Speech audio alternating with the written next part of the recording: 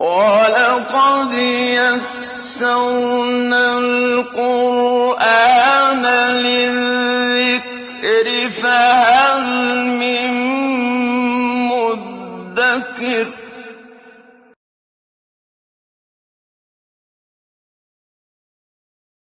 اعوذ باللہ من الشیطان الرجیم بسم اللہ الرحمن الرحیم یا ایہا النبی قل لمن فی ایدیکم من الاسرى ان یعلم اللہ فی قلوبکم خیرا یؤتکم خیرا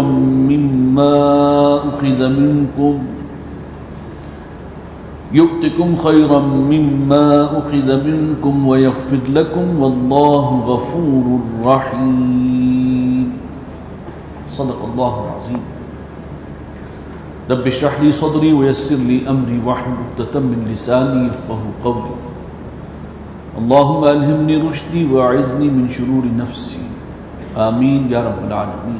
سورہ انفال کا یہ آخری رکوع ہے۔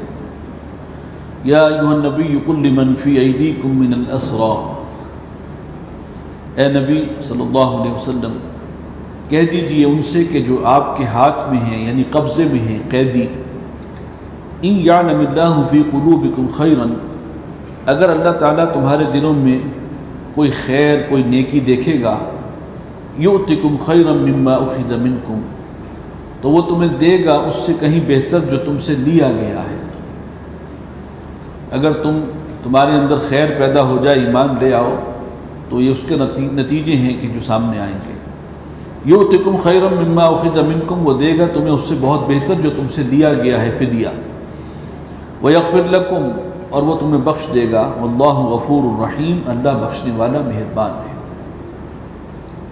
وَإِن يُرِيدُوا خِيَانَتَكَ فَقَدْ خَانُوا اللَّهَ مِن قَبْلُ، اور اگر وہ چاہیں کہ آپ سے بدعہدی کرنا تو پھر بدعہدی تو پہلے بھی وہ کر چکے ہیں اللہ کے ساتھ، اس سے پہلے جن کو چھوڑا گیا تھا ان سے یہ عہد دیا گیا تھا کہ آئندہ وہ کفار کے ساتھ ہو کر مسلمانوں کے مقابلے میں نہیں آئیں گے۔ اب اگر اس عہد کو توڑیں گے تو اس کے حوالے سے بات کی جا رہی ہے۔ اگر وہ کوئی دغا بازی کریں گے فقد خانوا اللہ من قبل، تو پہلے بھی وہ ایسی حرکتیں کرتے رہے ہیں۔ فامکن منہم، تو اللہ تعالیٰ نے ان کو پکڑوا دیا، یعنی جب ایک مرتبہ پکڑوایا ہے تو آئندہ بھی ایسا ہو سکتا ہے۔ واللہ علیم حکیم، اللہ جاننے والا ہے، حکمت والا۔ ان الذین آمنوا وہاجروا وجاہدوا باموالہم وانفسہم فی سبیل اللہ، بے شک وہ لوگ کہ جو ایمان لائے اور انہوں نے ہجرت کی اور جہاد کیا اپنے مالوں کے ساتھ اپنی جانوں کے ساتھ اللہ کی راستے میں، اللہ کی راہ میں۔ والذین آووا ونصروا، اور وہ لوگ جنہوں نے پناہ دی ان کو مہاجرین کو جو آئے تھے مکہ سے اور مدد کی ان کی۔ اولئک بعضهم اولیاء بعض، یہ ایک دوسرے کے ولی ہیں، ساتھی ہیں، مددگار ہیں، دوست ہیں۔ مہاجرین مکہ اور انصار مدینہ جنہوں نے مدد کی ہے ان مہاجرین کی، ان کی تعریف بیان ہو رہی ہے، ستائش ہو رہی ہے۔ والذین آمنوا ولم یہاجروا، اور وہ لوگ جو ایمان تو لائے لیکن ہجرت نہیں کی۔ ما لکم من ولایتہم من شیء، تمہارا ان سے کوئی رشتہ ولایت نہیں ہے، کوئی دوستی کا تعلق نہیں ہے۔ حتی یہاجروا، یہاں جب تک کہ وہ ہجرت نہ کرائیں۔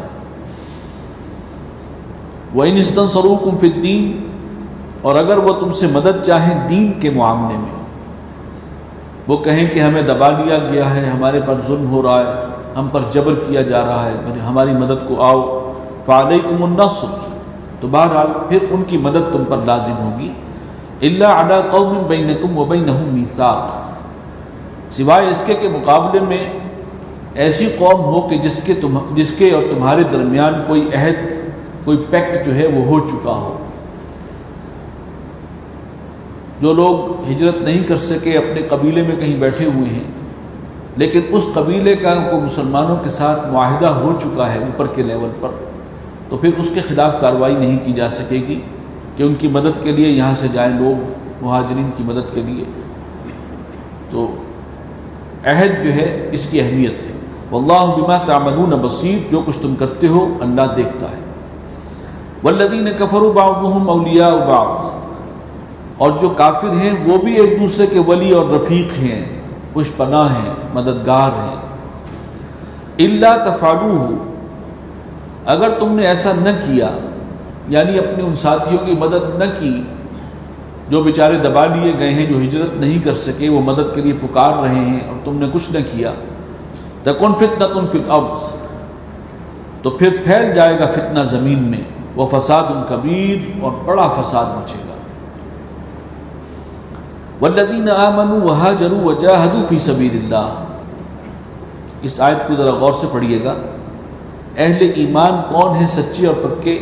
تصویر کا ایک رخ ہم پڑھ چکے ہیں جو سورت کے آغاز میں آیا تھا۔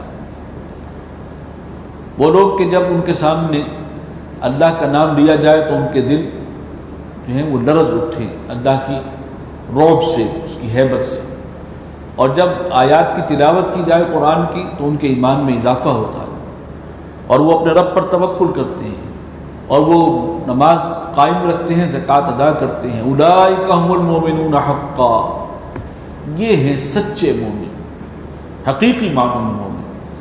وہ تصویر کا ایک رخ تھا، وہ ان کی کیفیت اللہ پر ایمان، اللہ پر توکل، اللہ پر بھروسہ، اللہ سے جو ہے ایک ذاتی درجے تعلق، نماز کی اور زکوٰۃ کی پابندی۔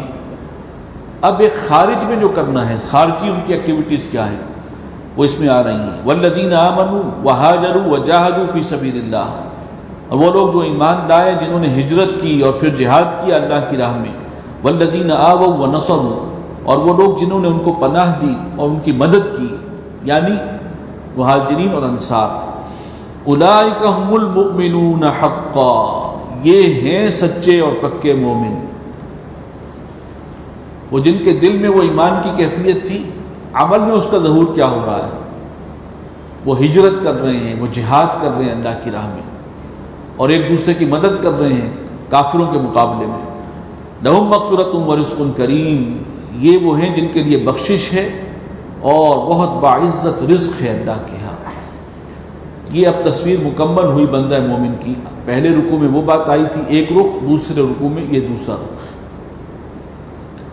والذین آمنوا من بعد، وہ لوگ کہ جو ایمان لائیں اس کے بعد، وہاجروا وجاہدوا معکم، اور پھر ہجرت کریں اور جہاد کریں تمہارے ساتھ ہو کر، فاولئک منکم، وہ بھی تم ہی میں سے ہیں، یعنی ان کے لیے بھی وہ تمام اچھے وعدے ہیں جن کا اوپر ذکر ہو چکا ہے۔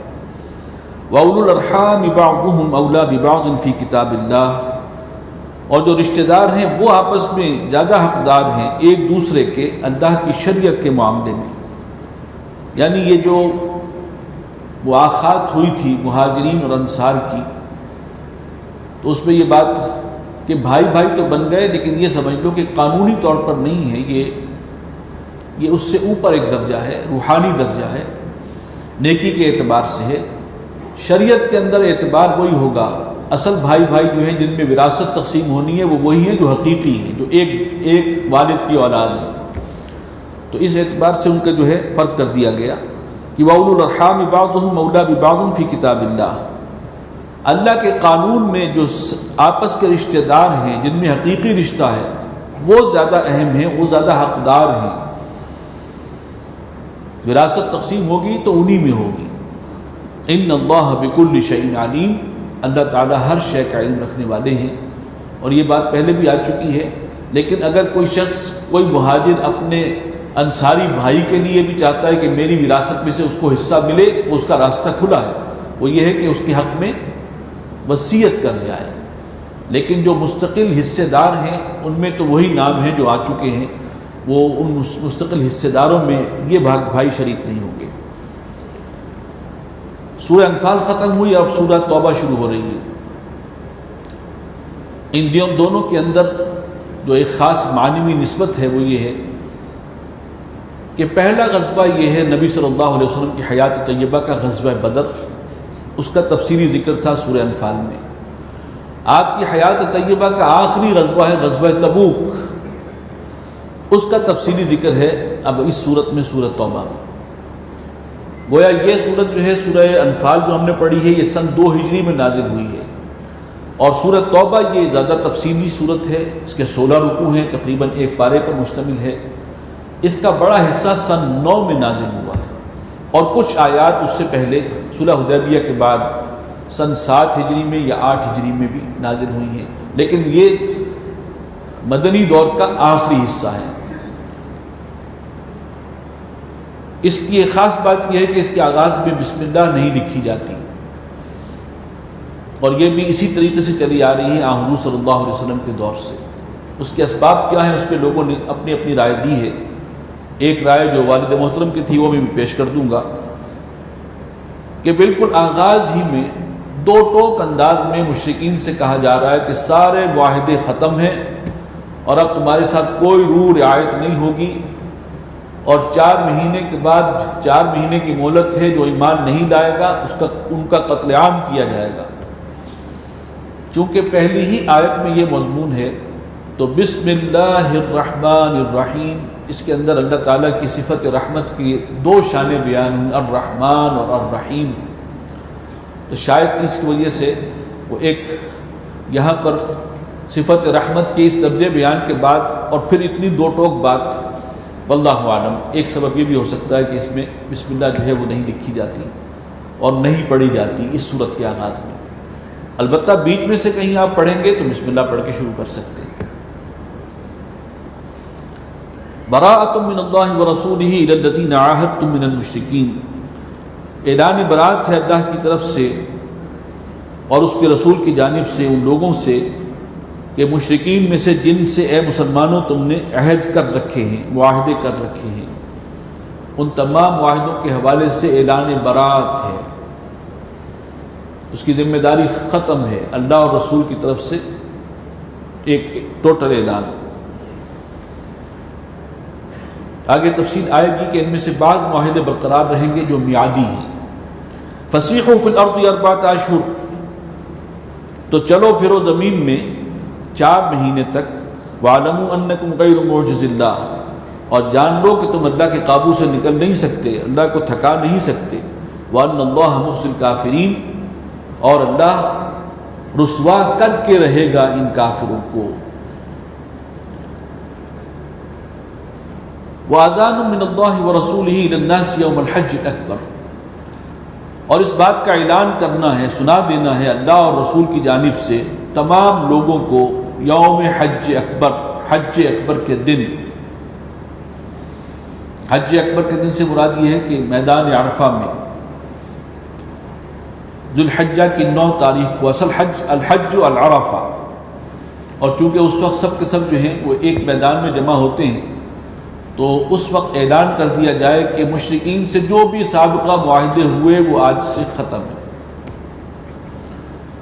وہ میثاق مدینہ تھا، وہ صلح حدیبیہ تھا، یا مختلف قبائل سے مختلف اوقات میں حضور صلی اللہ علیہ وسلم کے جو ہے صلح کے معاہدے ہوتے رہے ہیں، اور کبھی وہ قبائل توڑتے بھی رہے، پھر اس کے بعد دوبارہ تجدید بھی کرتے رہے۔ بہرحال اب سنا دیا گیا کہ ٹوٹل معاہدے ختم ہیں۔ وجہ یہ ہے کہ اب اللہ کا دین غالب ہو چکا ہے۔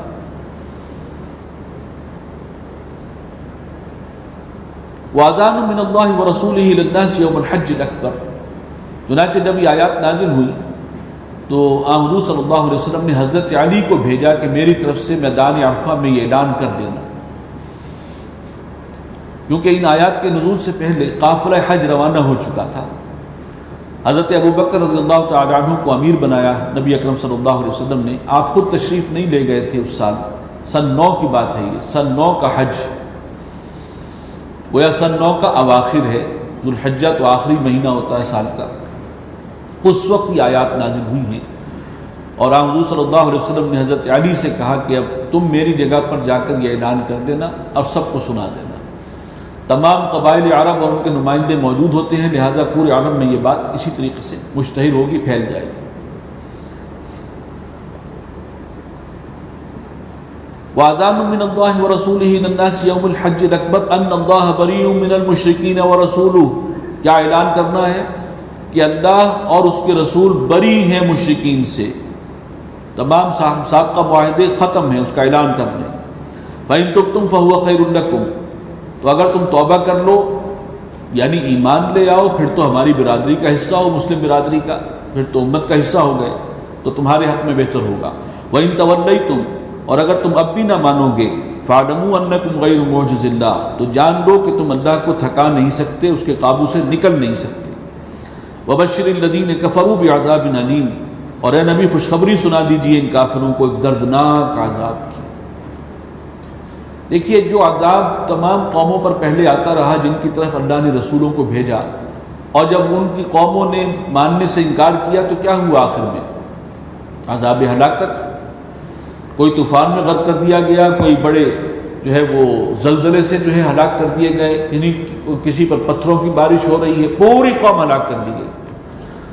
رسول کی قوم اگر رسول کا انکار کر دے تو اتمام حجت کے بعد پھر اس قوم کو مہلت دنیا میں نہیں دی جاتی۔ یہی قاعدہ اپلائی ہو رہا ہے۔ نبی صلی اللہ علیہ وسلم کی اولین بعثت بنو اسماعیل میں ہے، قریش مکہ میں ہے۔ اہل مکہ اگر آپ پر ایمان نہیں لاتے، بلکہ اہل عرب کہنا چاہیے، عربوں میں ہے، تو اہل عرب اگر ایمان نہیں لاتے اور اتمام حجت ہو چکا ہے تو اب ان پر عذاب کی شکل یہ ہے کہ اب ان کو قتل کر دیا جائے گا، چھوڑا نہیں جائے گا۔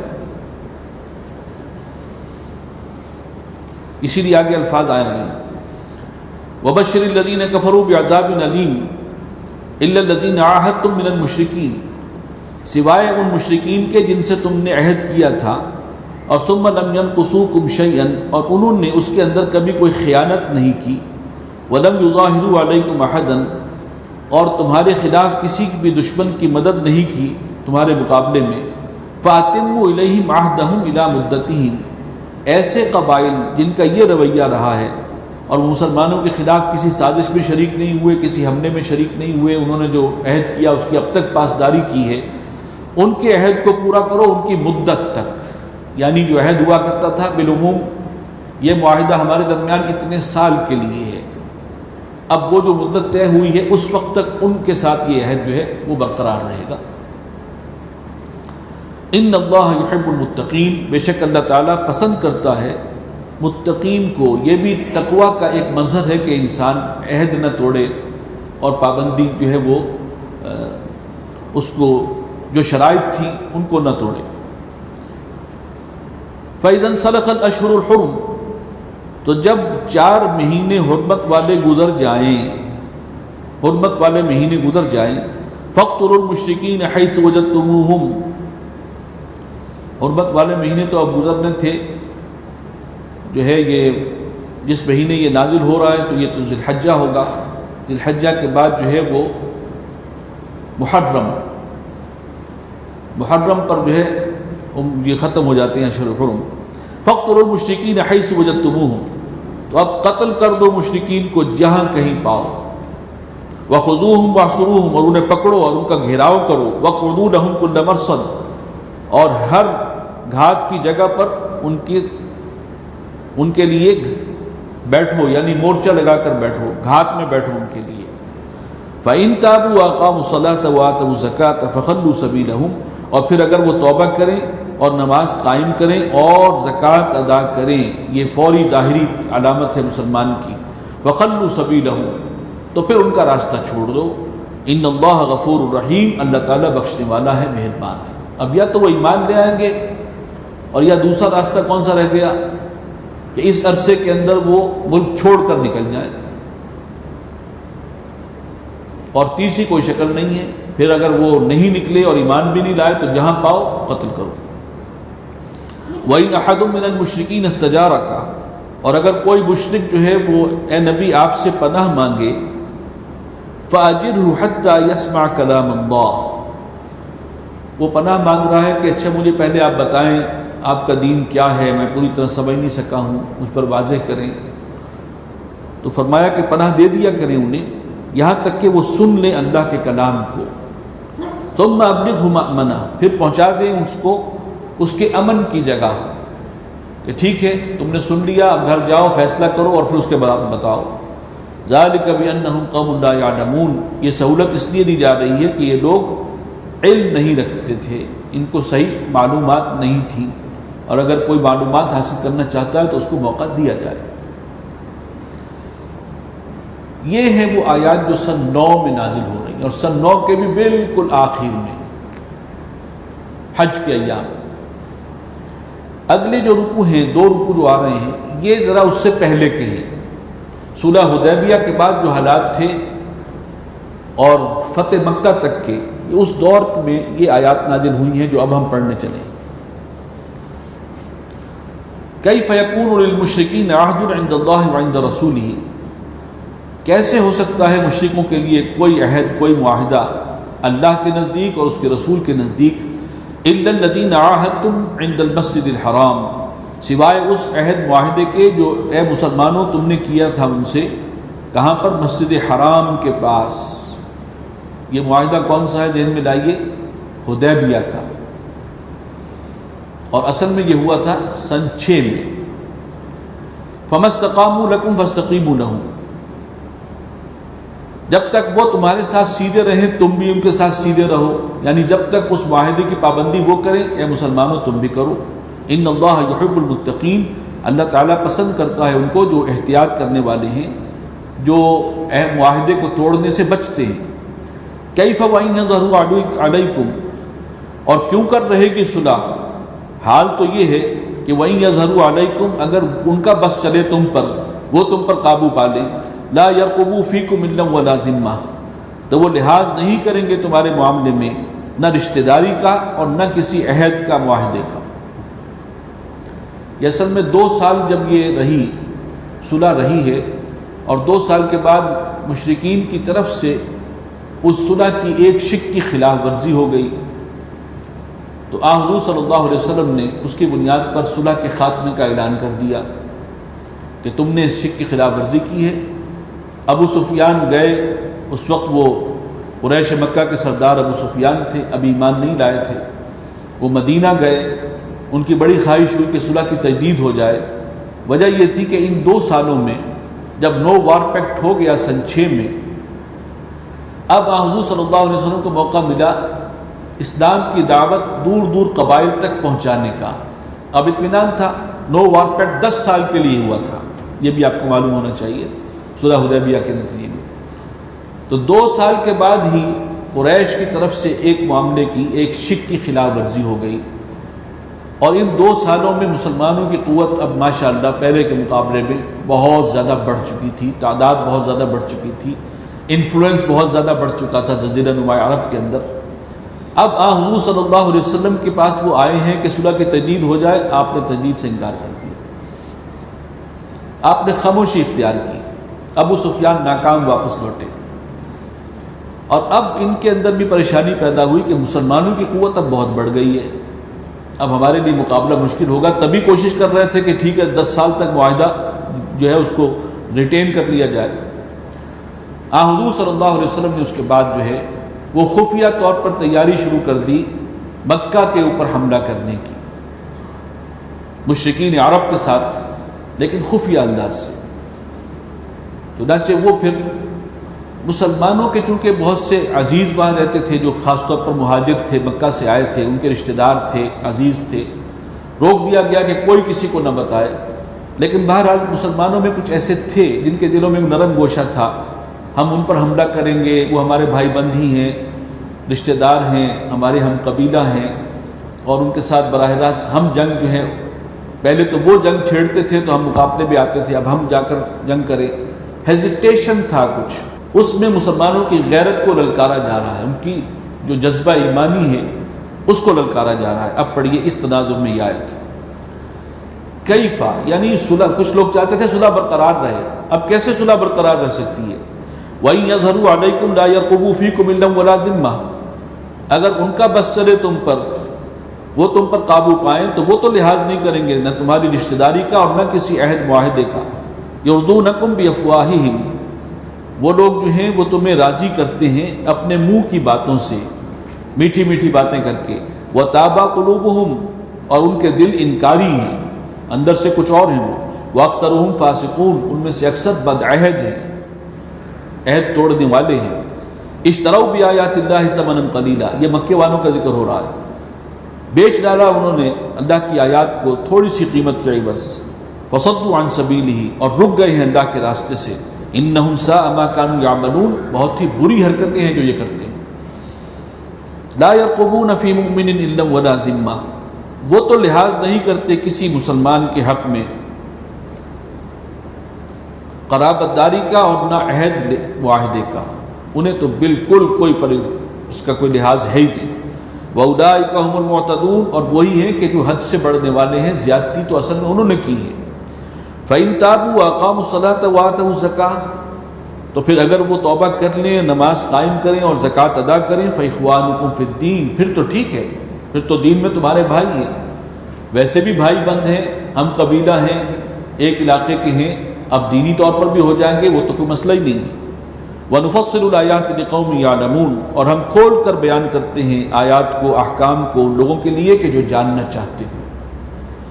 یہ پوری تقریر ہو رہی ہے مسلمانوں کو ذہناً تیار کرنے کے لیے کہ اب مکے کے اوپر حملہ کرنا ہے اور بیت اللہ کو 360 بتوں سے پاک کرنا ہے۔ مکے پہ حملہ کیوں ہو رہا ہے؟ اور دوسری بات یہ تھی کہ مکہ جو ہے وہ ام القریٰ ہے، کیپٹل ہے اس علاقے کا۔ اللہ کے دین کا غلبہ تب ہوگا، مدینے میں تو ایک آپ کو موقع ملا تو آپ نے ایک اسلامی معاشرے کا ایک نقشہ تو بنا دیا، حکومت قائم نہیں تھی، رٹ قائم نہیں تھی، وہاں پر یہود اپنی عدالتیں الگ چلا رہے تھے، لیکن رٹ کب قائم ہوئی؟ جب مکہ فتح ہو گیا، اب غلبہ ہے، اب جو ہے کیپٹل پر قبضہ ہو گیا ہے، اب آپ عرب کی سب سے بڑی قوت بنتے ہیں، چنانچہ وہ کام تو کرنا ہے، آپ کا تو مشن ہی ہے اللہ کے دین کو غالب کرنا، لہٰذا اب اپنے ان بھائیوں کے کوئی رعایت تمہارے دل میں نہ آئے اور پرانی ہمدردی جو ہے وہ نہیں جاننی چاہیے، دیکھو ان کے جرائم کیا ہیں اور ہمت کرو اور آگے بڑھو۔ وَإِن نَكَثُوا أَيْمَانَهُم مِّن بَعْدِ عَهْدِهِمْ، اور اگر وہ توڑ دیں اپنی قسموں کو عہد کے بعد، عہد کرنے کے بعد، وَطَعَنُوا فِي دِينِكُمْ، اور وہ تمہارے دین میں تانا زنی کریں، عیب لگائیں، فَقَاتِلُوا أَئِمَّةَ الْكُفْرِ، تو اب تم جنگ کرو کفر کے سرداروں کے ساتھ۔ ائمۃ الکفر، یہ کون ہے کفر کے سردار؟ قریش مکہ، جو متولی تھے بیت اللہ کے، 360 بت جن کی نگرانی میں تھے، یہ ہیں ائمۃ الکفر، ان کے خلاف جنگ کرنی ہوگی۔ انہم لا ایمان لہم، ان کے جو قسمیں ہیں ان کا کوئی اعتبار نہیں ہے، وہ تمہارے سامنے بنتے ہیں، میٹھے بنتے ہیں۔ لعلہم ینتہون، تمہیں اب آگے بڑھ کر ایکشن کرنا ہوگا تاکہ وہ باز آئیں۔ الا تقاتلون قوما نکثوا ایمانہم، کیا ہوا تم جنگ کیوں نہیں کرتے اس قوم کے خلاف جنہوں نے اپنی قسموں کو توڑا ہے، جنہوں نے عہد جو ہیں وہ سارے توڑے ہیں۔ وہموا باخراج الرسول، اور انہوں نے سازش کی تھی اللہ کے رسول کو نکالنے کی۔ وہم بدؤکم اول مرہ، اور وہی جو ہیں انہوں نے ہی ابتدا کی تھی پہلی بار، جنگ تو انہوں نے چھیڑی ہے، تمہارے اوپر قافیہ حیات تو انہوں نے تنگ کیا تھا، تمہارے بندے تو انہوں نے جو ہے مکہ کے اندر کتنے ہی شہید کر دیے، حضرت سمیہ شہید کی گئیں، حضرت یاسر شہید کیے گئے، حضرت خباب بن ارد کو جو ہے وہ دیکھتے ہوئے کوئلوں پر لٹا دیا، تو تمہیں انہوں نے کارنر کیا ہے، شروع تو ان کی طرف سے ہوئی ہے یہ معاملہ، ظلم کا معاملہ۔ اتخشونہم، کیا تم ان سے ڈرتے ہو؟ فاللہ حق ان تخشوا، تو اللہ زیادہ حقدار ہے اس کا کہ تم اس سے ڈرو، ان کنتم مومنین، اگر تم واقعی مومن ہو۔ قاتلوہم یعذبہم اللہ بایدیکم، اے مسلمانوں جنگ کرو ان سے، اللہ تعالیٰ انہیں سزا دے گا تمہارے ہاتھوں سے۔ وہ عذاب وہ کبھی سیلاب کے ذریعے آتا تھا اور کبھی زلزلے کے ذریعے آتا تھا، اب ان پر اللہ عذاب مسلط کرے گا تمہارے ہاتھوں سے۔ وَيُخْزِهِمْ، اور انہیں ذلیل و خوار کرے گا۔ وَيَنْصُرْكُمْ عَلَيْهِمْ، اور تمہیں غلبہ دے گا ان پر۔ وَيَشْفِ صُدُورَ قَوْمٍ مُؤْمِنِينَ، اور وہ ٹھنڈا کرے گا بہت سے مسلمانوں کے دلوں کو، جن کے پر ظلم کے پہاڑ توڑے گئے، ان کے دلوں کو ٹھنڈک ملے گی اس ذریعے سے۔ وَيُذْهِبْ غَيْظَ قُلُوبِهِمْ، اور اللہ دور فرمائے گا ان کے دل کی جلن کو، غم و غصے کو۔ وَيَتُوبُ اللَّهُ عَلَى مَن يَشَاءُ، اور توبہ کی توفیق دے گا اللہ جس کو چاہے گا۔ وَاللَّهُ عَلِيمٌ حَكِيمٌ، اللہ جاننے والا ہے، حکمت والا۔ ام حسبتم ان تترکوا، اے مسلمانوں کیا تم نے سمجھا تھا کہ ایسے ہی چھوڑ دیے جاؤ گے، ٹھنڈے ٹھنڈے جنت میں داخل ہو جاؤ گے بغیر آزمائشوں کے، تکالیف کے؟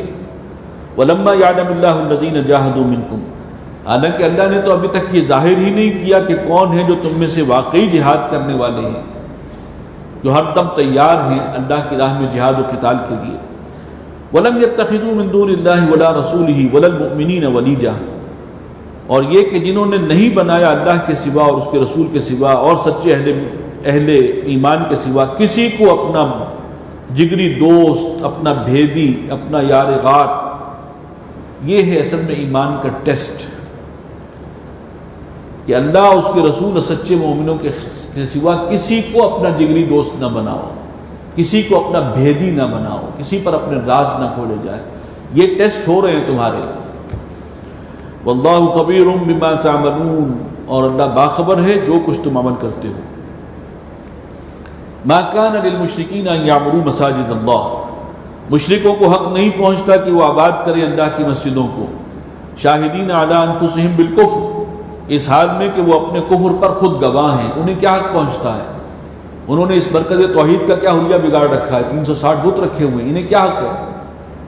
اب یہ ایمانی غیرت کو للکارا جا رہا ہے. اگر کچھ مسلمانوں کے اندر کچھ ہیزیٹیشن تھا، کچھ جھجک تھی کہ ہم جا کر جو ہے وہ وہاں مکے پہ حملہ کریں اور ان کے ساتھ جہاد اور قتال کریں اہل مکہ کے ساتھ، اس کے لیے، اس کو دور کرنے کے لیے انہیں ابھارا جا رہا ہے. اولئک حبطت اعمالہم، یہ وہ لوگ ہیں جن کے تمام اعمال اکارت گئے. انہوں نے اگر کوئی نیکیاں کی ہیں، حاجیوں کو پانی پلایا ہے، خدمت کی ہے، ٹھیک ہے، یہ ان کا معاملہ تھا، اور کچھ جو ہے وہ سخاوت کا بھی اظہار کرتے تھے کبھی کبھی، لیکن یہ سب جو اعمال ہیں ان کے اکارت گئے. وہ فی النار ہم خالدون، اور وہ جہنم میں رہیں گے ہمیشہ ہمیش. انما یعمر مساجد اللہ، بے شک اللہ کی مسجدوں کو آباد کرنے کا اصل حق ان لوگوں کا ہے من آمن باللہ، جو ایمان لائے اللہ پر، والیوم الآخر، یوم آخر پر، واقام الصلاۃ وآت الزکاۃ، اور اس کو کہ جو نماز قائم کرے اور زکوٰۃ ادا کرے، ولم یخش الا اللہ، اور جو نہ ڈرتا ہو کسی سے سوائے اللہ کے. یہ ہیں وہ لوگ جن کو حق پہنچتا ہے کہ وہ مسجدوں کو آباد کریں. فعسیٰ اولئک ان یکونوا من المہتدین، تو امید تو توقع ہے کہ یہ لوگ راہ یاب ہونے والے بنیں گے، ایسے لوگ کہ جن کا یہ کردار ہے. اجعلتم سقایۃ الحاج وعمارۃ المسجد الحرام کمن آمن باللہ والیوم الآخر، کیا تم نے حاجیوں کے پانی پلانے کو اور مسجد حرام کو آباد رکھنے کا جو معاملہ کرتے رہے ہیں یہ مشرکین، ان کے ان اعمال کو برابر کر دیا اس کے کہ جو ایمان لایا اللہ پر اور جو یوم آخر پر، وجاہد فی سبیل اللہ، اور جس سے جہاد کیا اللہ کے راستے میں. یہ خادم حرمین بنے ہوئے تھے، لیکن کر کیا رہے تھے؟ یہ وہاں پر تو شرک کا بازار گرم کر رکھا تھا انہوں نے. تو کیا صرف جو ہے پانی پلا دینا حاجیوں کو اور مسجد حرام کو جو ہے آباد رکھنا، اس کی کچھ صفائی کا خیال رکھنا، یہ برابر ہو جائے گا اس کے کہ جو واقعی ایمان رکھتا ہو اللہ پر اور آخرت کے دن پر اور جہاد کرے اللہ کی راہ میں؟ لا یستوون عند اللہ، اللہ کے نزدیک تو یہ برابر نہیں ہے. واللہ لا یہدی القوم الظالمین، اللہ ایسے ظالموں کو ہدایت نہیں دیا کرتا. الذین آمنوا وہاجروا وجاہدوا فی سبیل اللہ باموالہم وانفسہم، سن لو وہ لوگ کہ جو ایمان لائے اور انہوں نے ہجرت کی اور جہاد کیا اللہ کی راہ میں اپنے مالوں کے ساتھ بھی اور اپنی جانوں سے بھی. اعظم درجۃ عند اللہ، ان کا درجہ بہت بڑا ہے اللہ کے یہاں، ان کا مقام بہت اونچا ہے. وَأُولَٰئِكَ هُمُ الْفَائِزُونَ، اور یہی ہیں جو مراد کو پہنچیں گے، آخرت میں کامیابی انہی کے حصے میں آئے گی. يُبَشِّرُهُمْ رَبُّهُمْ بِرَحْمَةٍ مِّنْهُ، ایسے لوگوں کو اللہ بشارت دیتا ہے اپنی جانب سے خاص رحمت کی. وَرِضْوَانٍ، اور خوشخبری دیتا ہے انہیں کہ اللہ کی رضا انہیں حاصل ہوگی، اللہ کی رضامندی جو سب سے بڑی شے ہے. وَجَنَّاتٍ لَهُمْ فِيهَا نَعِيمٌ مُقِيمٌ، اور وہ باغات جو ان کے لیے ہوں گے جس میں تمام نعمتیں ہوں گی اور وہ ہمیشہ اسی کے اندر رہیں گے. خالدین فیہا ابدا، وہ رہیں گے ان میں ہمیشہ ہمیش. ان اللہ عندہ اجر عظیم، جان لو کہ اللہ ہی کے پاس ہے اجر عظیم، بڑا اجر. یا ایھا الذین آمنوا لا تتخذوا آباءکم واخوانکم اولیاء، ایمان کا ایک بہت اہم ٹیسٹ یہاں پر آ رہا ہے. ہر شخص اس کسوٹی پر اپنے آپ کو پرکھے. اہل ایمان اپنے باپ دادا کو اور اپنے بھائیوں کو اپنا حقیقی دوست اور ولی مت سمجھا کرو. ان استحب الکفر علی الایمان، اگر وہ عزیز رکھیں، ترجیح دیں کفر کو ایمان پر، اگر ایمان کے مقابلے میں کفر کو ترجیح دے رہے ہیں تو پھر تمہارا کوئی تعلق نہیں ہے، پھر وہ کوئی رشتہ جو ہے اس کی کوئی حیثیت نہیں، ان کو اپنا رفیق مت بناؤ جو ہیں تمہارے باپ دادا اور بھائی۔ وَمَن يَتَوَلَّهُم مِّنكُمْ، اور جو کوئی ان کے ساتھ دوستی رکھے گا تم میں سے، فَأُولَٰئِكَ هُمُ الظَّالِمُونَ، یہی لوگ ہیں کہ جو اللہ کی نگاہ میں ظالم ہیں۔ اب وہ آیت آئی ہے کہ جو بانی محترم رحمہ اللہ کی زبانی آپ نے بارہا مختلف درسوں میں سنی ہوگی کہ ایک ٹیسٹ ہے، 8 محبتیں ہیں، ان کا ذکر ہے اس آیت کے اندر۔ تول لو کہ تم کس حصے پہ کھڑے ہو۔ قُلْ إِنْ كَانَ آبَاؤُكُمْ وَأَبْنَاؤُكُمْ وَإِخْوَانُكُمْ، اے نبی ان سے کہہ دیجئے کہ اگر تمہارے باپ، تمہارے بیٹے، تمہارے بھائی، وَأَزْوَاجُكُمْ تمہاری بیویاں، وَعَشِيرَتُكُمْ اور تمہاری برادری، کنبہ، قبیلہ، وَأَمْوَالٌ اقْتَرَفْتُمُوهَا، یہ 5 تو گنوائی ہیں رشتہ داریاں، اور 3 دنیا کی جو محبت کے اور سمبل ہیں وہ کیا ہیں؟ وَأَمْوَالٌ اقْتَرَفْتُمُوهَا، اور جو مال تم نے بڑی محنت سے جمع کیے ہیں، وَتِجَارَةٌ تَخْشَوْنَ كَسَادَهَا، اور وہ بزنس، وہ سوداگری جس کے مندہ ہونے کا، بند ہو جانے کا تمہیں اندیشہ رہتا ہے، کساد بازاری کا خدشہ ہے، وَمَسَاكِنُ تَرْضَوْنَهَا، اور تمہاری وہ رہائش گاہیں، وہ محلات، وہ کوٹھیاں جو تمہیں بہت پسند ہیں، احب الیکم من اللہ ورسولہ، اگر یہ 8 چیزیں تمہیں زیادہ پیاری ہیں، زیادہ محبوب ہیں اللہ کے مقابلے میں، ورسولہ وجہاد فی سبیلہ، اور رسول کے مقابلے میں اور جہاد فی سبیل اللہ کے مقابلے میں، اگر ان 8 چیزوں کی محبت کا پلڑا جھک گیا اور یہ 3 چیزیں، اللہ کی محبت، اس کے رسول کی محبت اور جہاد کی محبت، اللہ اور رسول کی تو آسانی سے سمجھ میں آتی ہے، جہاد کی محبت سمجھنا بڑا مشکل کام ہے۔ اگر یہ 3 محبتیں، ان کا پلڑا ہلکا رہ گیا اور وہ 8 محبتیں جو دنیاوی تعلقات اور مال و دولت دنیا، اس کا جو ہے وہ ایک مجموعہ ہے، وہ پلڑا جھک گیا تو کیا ہے؟ فَتَرَبَّصُوا، جاؤ انتظار کرو۔ بانی محترم فرمایا کہتے ہیں جاؤ دفع ہو جاؤ۔ اس کے اندر جو اصل سینس ہے، حتیٰ یاتی اللہ بامرہ، یہاں تک کہ اللہ اپنا فیصلہ سنا دے، یعنی تم اس امتحان میں ناکام ہو اللہ کے نزدیک۔ ایمان لانے کا مطلب صرف یہی نہیں ہے کہ چند ذکر اذکار کر لیے، نماز پڑھ لی۔ تمہاری وفاداری کس کے ساتھ ہے؟ مال و اسباب دنیاوی کے ساتھ، یا اللہ اور رسول اور ان کے مشن کے لیے جہاد و قتال کے ساتھ ہے؟ یہ تیسری چیز بڑی سخت اور کڑوی ہے، لیکن اس کو جوڑا گیا۔ اقبال کا شعر یاد آ رہا ہے جس میں وہ جو 8 محبتیں پہلے گنوائی گئی ہیں اس کو کہا گیا کہ یہ مال و دولت دنیا، یہ رشتہ و پیوند، مال و دولت دنیا اور رشتہ و پیوند، یہ 8 محبتیں سب بتان وہم و گما لا الہ الا اللہ۔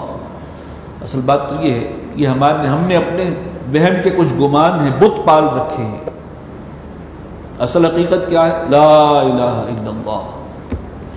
تو بہرحال یہ ہے ایمان کا ٹیسٹ، لٹمس ٹیسٹ، یہ محبتوں کا معاملہ۔ 8 محبتیں ایک پلڑے میں، 3 دوسرے میں ڈال کے دیکھ لو کون سا جھکتا ہے۔ فیصلہ تم خود کرو، کوئی تمہارے بارے میں نہ کرے، نہ تم دوسرے کے بارے میں کرو، اپنا جائزہ خود لو۔ واللہ لا یہدی القوم الفاسقین، اور اللہ تعالیٰ ایسے فاسقوں کو تو ہدایت نہیں دیتا۔ اب یہاں فاسق کون ہے؟ جن کا وہ دنیاوی محبت والا پلڑا جھک رہا ہے۔ لقد نصرکم اللہ فی مواطن کثیرہ، سن لو اللہ تعالیٰ تو مدد کر چکا ہے تمہاری بہت سے مواقع پر۔ وَيَوْمَ حُنَيْنٍ إِذْ أَعْجَبَتْكُمْ كَثْرَتُكُمْ، اور حنین کے دن کو یاد کرو، اس دن بھی اللہ نے تمہاری مدد کی تھی۔ إِذْ أَعْجَبَتْكُمْ كَثْرَتُكُمْ، جب تم بڑے خوش ہوئے تھے، تمہیں بہت عجب ہو گیا تھا، ناز ہو گیا تھا اپنی کثرت پر۔ یہ غزوہ حنین، اس میں بڑی سبق آموزی ہے مسلمانوں کے لیے، اور غزوہ بدر سے اس کا تقابل کریں تو بات پھر سمجھ میں آتی ہے جو اصل میسج مل رہا ہے۔ غزوہ بدر میں مسلمانوں کی تعداد بھی بہت کم اور اسلحہ تو تھا ہی نہیں، مقابلے پہ بڑا دشمن۔ غزوہ حنین میں مسلمان 14,000 اور حوازن اور ثقیف کے قبائل تھے، ان کے خلاف یہ مہم گئی تھی۔ فتح مکہ کے بعد عرب کے کچھ قبائل تھے جنہوں نے رجسٹ کیا اور اسلام قبول نہیں کیا، اور مسلمانوں کے لیے وہ پریشانی کا باعث بن رہے تھے، تو حضور صلی اللہ علیہ وسلم نے پھر یہ مہم بھیجی تھی۔ 14,000 ماشاءاللہ اس کے اندر مجاہدین تھے، اور مال و اسباب اور اسلحہ بھی ٹھیک ٹھاک تھا۔ تو اس دن کسی کے ذہن میں آیا مسلمانوں کے کہ کبھی ہم 313 ہوتے تھے، نہتے ہوتے تھے، تو ہمارے سامنے 1,000 کا لشکر نہیں ٹھہر سکتا تھا، آج تو ہم کہاں کھڑے ہیں، اب کیا مقابلہ ہے؟ اسی پر تبصرہ ہے، اذ اعجبتکم کثرتکم، جب تمہیں اپنی کثرت پر ناز ہو گیا، فلم تغنی عنکم شیئا، تو وہ کچھ بھی تمہارے کام نہ آ سکی وہ کثرت۔ ہوا کیا؟ مسلمان جا رہے ہیں اپنے ردم میں، انہیں اندازہ نہیں تھا، آگے ایک پہاڑی درہ تھا، وہاں حوازن کے تیر انداز چھپے بیٹھے ہوئے تھے، اور وہ بڑے ماہر تیر انداز تھے۔ انہوں نے اچانک جو تیروں کی بوچھاڑ کی ہے، تو مسلمان اس کے لیے قطعاً تیار ہی نہیں تھے۔ ایسی بھگدڑ مچی کہ نبی اکرم صلی اللہ علیہ وسلم کے ساتھ صرف چند افراد رہ گئے، ایک دم 14,000 منتشر۔ تب حضور صلی اللہ علیہ وسلم جو ہیں، آپ نے علم اپنے ہاتھ میں لیا، گھوڑے سے اترے، اور پھر یہ رجز پڑا، انا النبی لا کذب انا ابن عبد المطلب، میں آج جس کیفیت میں بھی ہوں، اگر چند افراد بھی میرے ساتھ ہیں تو بہرحال میں نبی ہوں، اس میں کوئی شک نہیں ہے، کوئی جھوٹ نہیں، اور میں ہوں عبد المطلب کا بیٹا۔ اور پھر آپ نے کہا، آواز دی کہ آؤ، مختلف قبیلوں کو، مسلمانوں کو بلایا۔ تو بہرحال اللہ تعالیٰ کی ہی مدد تھی جو غیبی مدد آڑے آئی ہے، ورنہ اس وقت ایک دم تو لگتا تھا کہ سب کچھ ہاتھ سے نکل گیا۔ یہ کیفیت ہوئی، چنانچہ اس پر تبصرہ ہو رہا۔ بعد میں پھر مسلمان اکٹھے ہوئے، اور ظاہر بات ہے کہ مسلمانوں کی ماشاءاللہ جمعیت بھی بہت تھی، وہ تو ایک بھگدڑ اچانک ہوئی ہے جس کو کوئی فورسی نہیں کر رہا تھا، لیکن ایسا سبق سکھایا ہے۔ سبق کیا ملا؟ سورہ انفال میں غزوہ بدر کے حوالے سے یہ ضرور کہا گیا کہ پوری جنگی تیاری رکھو، لیکن اپنی اس جنگی تیاری پر اعتماد نہیں ہونا چاہیے، اعتماد صرف اللہ کی ذات پر، نہ اپنی تعداد پر، نہ اپنی جنگی تیاری پر۔ ہم نے ایٹم بم پر اعتماد کیا ہوا تھا نا، آج ذلیل و خوار ہے۔ جن کے پاس کچھ بھی نہیں تھا انہیں اللہ پر اعتماد تھا۔ ساری دنیا کہہ رہی ہے، میں نہیں کہہ رہا۔ نہتے طالبان نے افغانستان کو، امریکہ اور نیٹو، اتنی قوت دنیا میں آج تک پوری ہسٹری میں کبھی جمع نہیں ہوئی تھی کفار کی، اتنی اسٹرینتھ پوری دنیا، اور ان کے پاس جو ایڈوانٹیج ہے ٹیکنالوجی کا، جو ویپنز ہیں، جو جاسوسی کے ان کے پاس آلات ہیں، کبھی کسی نے خواب میں بھی نہیں دیکھے تھے، اس سب کے باوجود ذلیل و خوار ہو کے نکل رہے ہیں، اور ذلت اور جوتے ہمارے حصے میں، جن کے پاس ایٹم بم ہے۔ تو یہ ہے اصل معاملہ، یہ ہے کہ اللہ پر بھروسہ ہوگا تب بات آگے بنے گی، تب یہ سب چیزیں مؤثر ہیں، ورنہ صفر ہے۔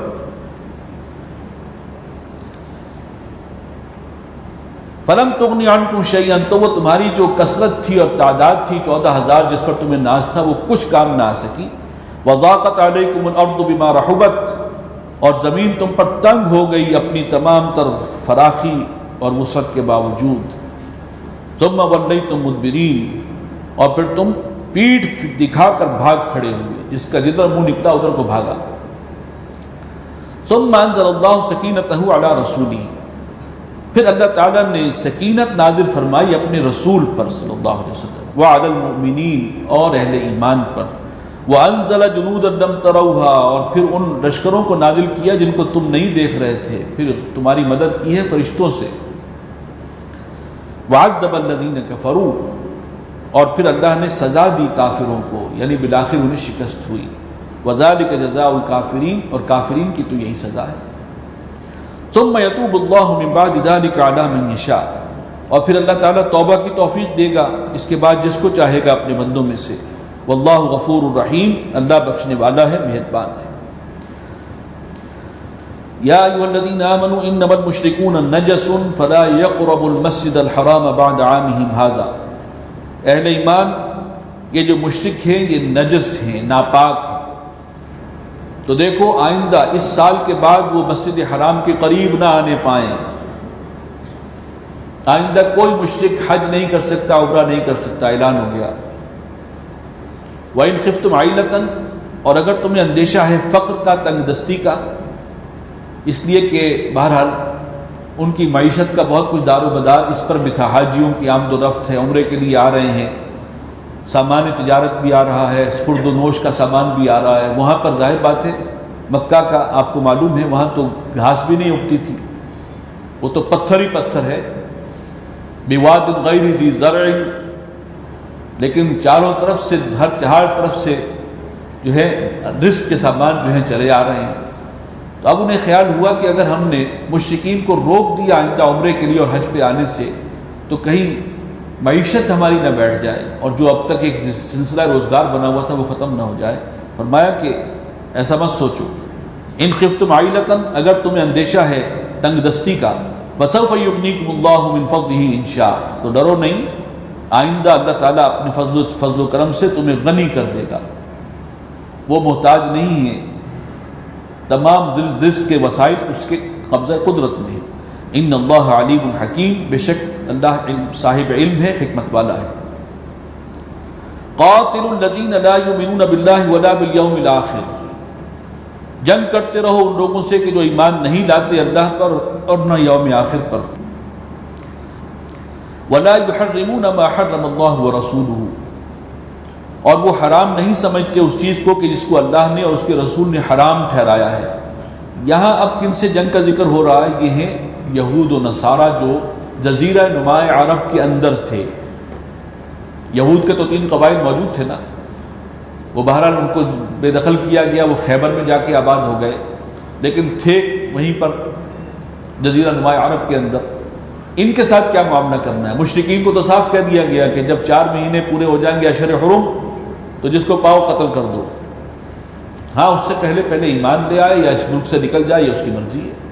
چنانچہ یہ معاملہ ہوا اور بہت کم نوبت آئی قتل کرنے کی، اکثر لوگ ایمان لے آئے تھے یا چند ایک تھے جنہوں نے وہاں سے جو ہے ہجرت اختیار کر لی اور فرار ہوئے اور نکل گئے کہیں دوسرے افریقی ممالک کو۔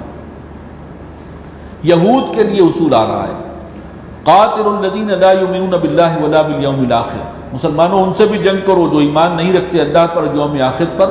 ولا یحرمون ما حرم اللہ ورسولہ، اور نہیں حرام سمجھتے اس کو کہ جس کو حرام ٹھہرایا ہے اللہ نے اور اس کے رسول نے۔